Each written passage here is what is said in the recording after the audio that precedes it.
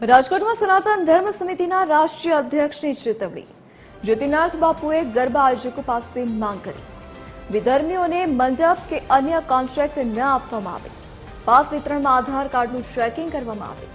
ગરબાની અંદર આવતા દરેક વ્યક્તિને તિલક કરવામાં આવે તેવું તેમનું કહેવું છે કે અગાઉથી ચેતવણી આપીએ છીએ, બાદમાં ન કહેતા કે ચેતવણી આપી નથી. નવરાત્રીના ગરબામાં વિધર્મીઓ દીકરીઓ સુધી ન પહોંચે તે માટે તકેદારી રાખવામાં આવે.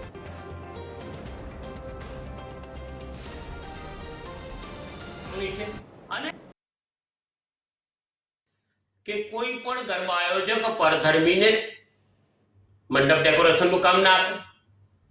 બીજા નંબરની માંગણી એ છે કે અત્યારે જે પાસ વિતરણ ચાલુ થયું છે તે આધાર કાર્ડ ચેક કરીને આપવામાં આવે.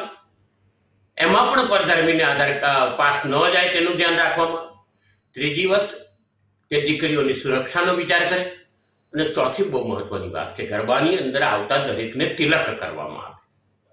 આ ચાર વસ્તુ પછી પાછળથી બહાના નહીં ચાલે. અમારી ચેતવણી છે અને અમારી માગણી છે, લાગણી છે.